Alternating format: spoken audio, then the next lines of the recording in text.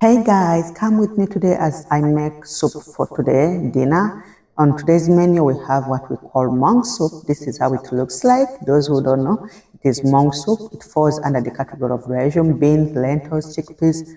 And if you're one of those people that have family members that do not eat animal products, please don't hesitate to try this kind of beans, lentils, chickpeas, and also this one here that I've just showed you. It is very good.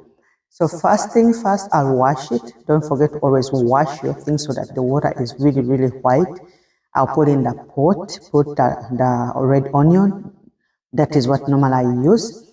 Then I'll put it on the stove. If you're in a hurry, you can use the pressure cooker. But just to advise you, the pressure cooker will boil it for you thoroughly well, that it will come out soft like porridge, and that is not what I'm looking at.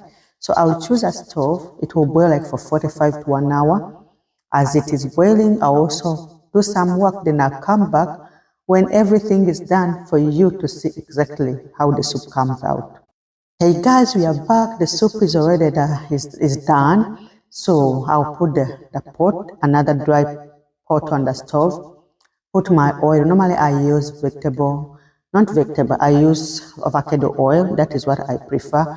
When it comes to salt, you will see I use Himalaya salt. I love Himalaya salt. It is what is healthy for me, same as avocado oil. So I'll put onions and garlic. Then when it's also ready, I'll put the tomatoes. I normally don't use tomato paste. I love the whole tomatoes because that is what I grew up knowing, and I love it. I love using the real fresh tomatoes. For me, that is something that I love most.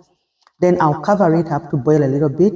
As I'm covering it up still, I'll add some salt. Normally I do this because when I add salt, the tomatoes cook so fast. So I'll cover it up for some few minutes. As I'm covering, I'm preparing food for the soup, which is matoke. So I'm going to peel it very, very fast. Then from there, as you can see, everything is almost ready. The tomatoes are ready. So I'll add the green onions. Yes, this is also my favorite part. I add the green onions for flavor. And we are started ready, you see. Then I'm adding my Reiko. I use Reiko, which was mixed. Then curry powder, which is Simba. Then I'll add my Mung beans that were boiled long time. So you mix it thoroughly well. Add your water, cover it up for a few minutes, like you have done here, and then come back later.